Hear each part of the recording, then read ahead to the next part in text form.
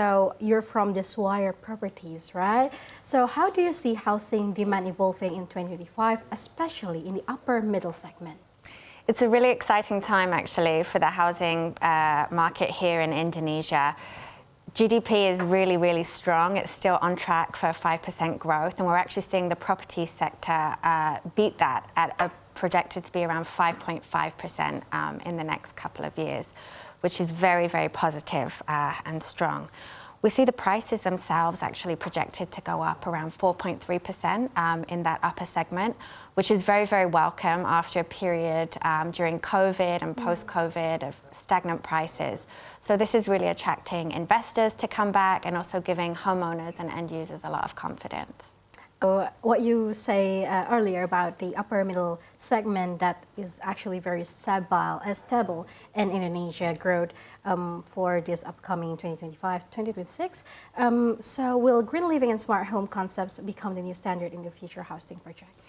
You know, I think they're already becoming a standard.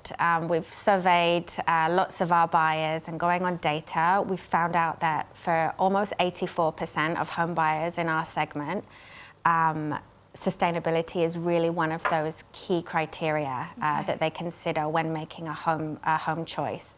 So definitely, you know, it's already landing there with our buyers and in the segment in general. All right. So going back to Sophie Watson, is it sustainable as well? Yes, we're very, very proud to be the first residential apartment complex in Jakarta to be awarded the Green Mark Gold standard certification. And we've achieved that by incorporating all kinds of sustainable elements into our building at Swire Watson, including some of the materials that we've used in our grounds. We have a huge green space with over 300 shrubs and trees that were there originally. We took them away and are replanting them so that they're back in their natural environment.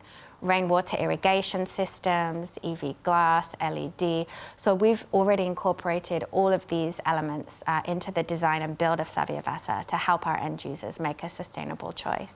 Okay, so tell me more about how your buildings would probably becoming like something that the younger generations wants to buy that.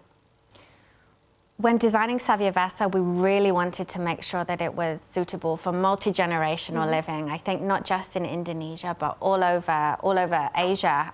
You know, Swire Properties is from Hong Kong, so we see it in Hong Kong and the Chinese mainland too, that families love to live together, grow together. So we've made sure at Swire Watson that that's possible by designing flexible layouts. The types of facilities that we have on offer for our residents is also really, really suitable for everybody from, you know, young families all the way through to grandparents, which include things like a 1 kilometer jogging track.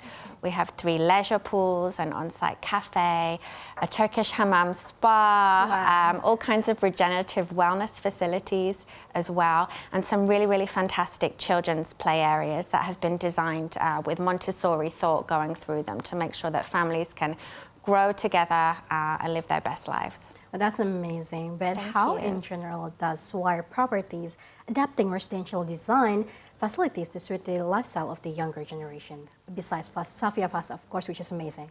Yeah, so besides Swire Watson, you know, some of our other projects around Hong Kong and beyond, we're also, you know, incorporating some of these themes, particularly around accessible design.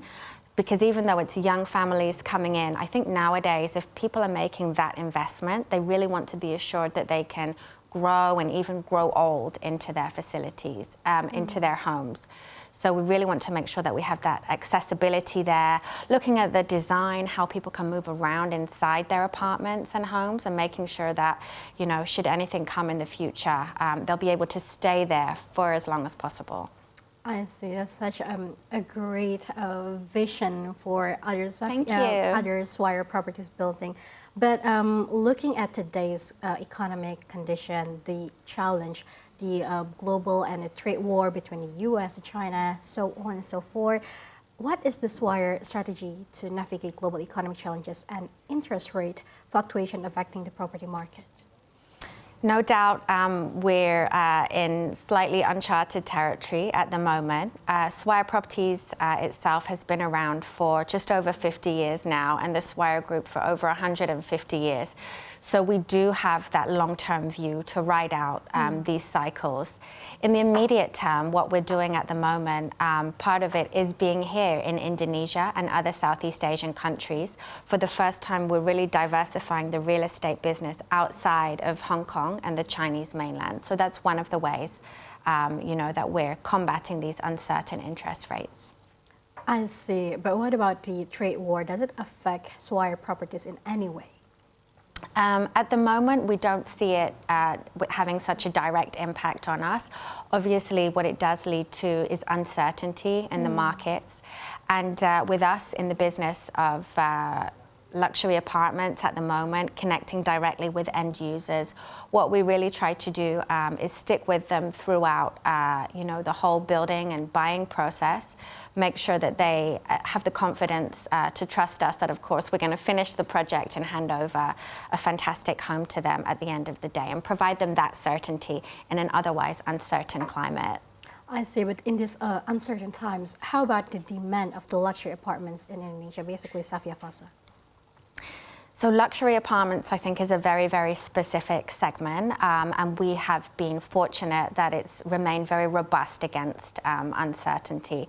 In this very top tier segment, we've seen a consistent demand, and particularly now that we approach the end of our development cycle and people are getting ready to move in, as I mentioned earlier, that confidence that the project is going to be finished seems to boost, interest, whether from end users and investors as well.